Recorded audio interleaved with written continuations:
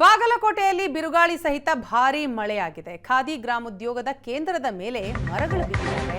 ಮರಗಳು ಬಿದ್ದು ಮಹಿಳೆಯರಿಗೆ ಗಾಯ ಆಗಿದೆ ಅನ್ನುವಂತಹ ಮಾಹಿತಿ ಈಗ ತಿಳಿದು ಬರ್ತಾ ಇದೆ. ಬಾಗಲಕೋಟೆ ಜಿಲ್ಲೆಯ ತುಳಸಿಗೇರಿ ಗ್ರಾಮದಲ್ಲಿ ಆದಂತಹ ಬೆಳವಣಿಗೆ ಇದು. ರಾಷ್ಟ್ರಧ್ವಜ ಬಟ್ಟೆ ನೇಯುವ ಗ್ರಾಮೋದ್ಯೋಗ ಕೇಂದ್ರ, ಆ ಕೇಂದ್ರಕ್ಕೆ ಹಾನಿಯಾಗಿದೆ. ಕಾರಣ ಬಿರುಗಾಳಿ ಸಹಿತ ಬಿದ್ದಂತಹ ಭಾರೀ ಮಳೆ. ಗ್ರಾಮದಲ್ಲಿ ಎಲ್ಲೆಂದರಲ್ಲಿ ತಗಡಿನ ಶೆಡ್ಗಳು ಹಾರಿ ಹೋಗಿದ್ದಾವೆ. ಅಷ್ಟರ ಮಟ್ಟಿಗೆ ಬಿರುಗಾಳಿ ಸಹಿತ ಭಾರೀ ಮಳೆಯಾಗಿದೆ. ವಿದ್ಯುತ್ ಕಂಬ ಬಿದ್ದಿದೆ.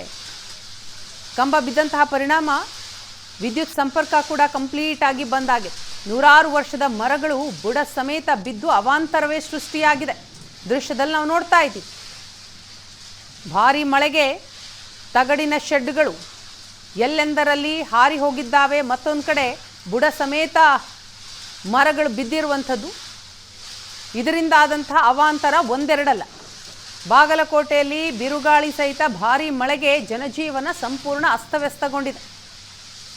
ಇನ್ನು ರಾಷ್ಟ್ರಧ್ವಜ ನೇಯುವಂತಹ ಗ್ರಾಮೋದ್ಯೋಗ ಕೇಂದ್ರಕ್ಕೂ ಕೂಡ ಹಾನಿಯಾಗಿದೆ. ಖಾದಿ ಗ್ರಾಮೋದ್ಯೋಗದ ಕೇಂದ್ರದ ಮೇಲೇನೆ ಮರಗಳು ಬಿದ್ದಿದ್ದಾವೆ. ಅದರ ಪರಿಣಾಮ ಮಹಿಳೆಯೊಬ್ಬರಿಗೆ ಗಾಯವಾಗಿದೆ.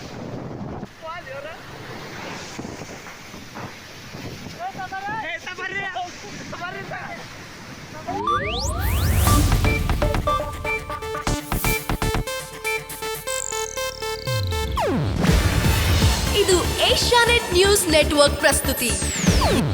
ನೀವು ನೋಡ್ತಿದ್ದೀರಾ ಏಷ್ಯಾನೆಟ್ ಸುವರ್ಣ ನ್ಯೂಸ್.